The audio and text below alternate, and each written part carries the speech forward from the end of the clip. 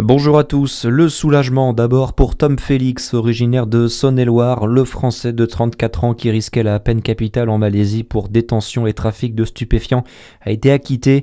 La décision ce matin du tribunal, il était incarcéré depuis août 2023 pour détention et trafic de drogue.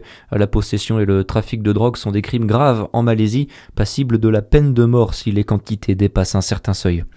Gros coup de filet à Dole hier, 9 personnes ont été interpellées dans le quartier des Ménil-Pasteur lors d'une opération de police antidrogue. 150 fonctionnaires de la BRI, du RAID, de la police judiciaire de Dijon et de la police de l'Oise étaient mobilisés. Un important point de deal a été démantelé. Emmanuel Macron attendu en Bourgogne-Franche-Comté. Aujourd'hui, le président de la République doit se rendre en Haute-Saône pour une demi-matinée consacrée à la filière agricole. Il sera accompagné de la ministre de l'Agriculture, Annie Genevard. Emmanuel Macron se rendra d'abord à 10h sur une exploitation à Valleroy-le-Bois avant de prendre part à une table ronde avec les représentants agricoles du département. Des annonces devraient avoir lieu peu avant midi. Il y aura ensuite un déjeuner au lycée des Aberges à Vesoul où le chef de l'État échangera avec les lycéens sur le thème des réseaux sociaux. À Dijon, le syndicat Solidaire 21 a manifesté devant la permanence d'Océane Godard hier. Réaction face au refus de la députée de Côte d'Or et du groupe socialiste de voter la motion de censure contre le gouvernement Lecornu déposée par le reste de la gauche. 2 motions ont été rejetées hier soir et le budget a donc été définitivement adopté par l'Assemblée nationale.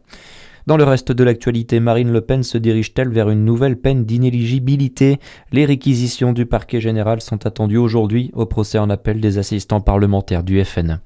J-1 avant les premières épreuves au JO d'hiver de Milan-Cortina, retour des Olympiades hivernales après 4 ans d'attente.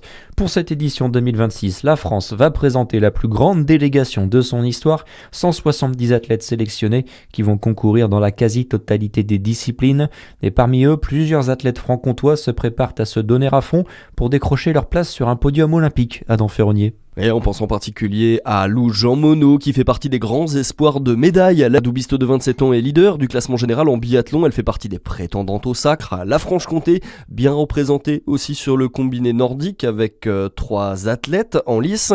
En hockey féminin, parmi l'équipe de France, 2 purs produits de la formation byzantine, Sophie Leclerc et Lucie Quarto. Et puis bien sûr en biathlon, tout le monde aura les yeux tournés vers Quentin Fillon-Maillet. Le Jurassien va tenter de reproduire son exploit réalisé à Pékin en 2022. Il avait raflé les 5 médailles, et si la chance lui sourit, il pourrait même faire tomber le record détenu par Martin Fourcade, le Français le plus récompensé de l'histoire des Jeux d'hiver. Et donc à suivre dès demain soir, première épreuve de curling, on suivra ensuite jeudi les premiers matchs de hockey féminin et les premières qualifs en snowboard Big Air.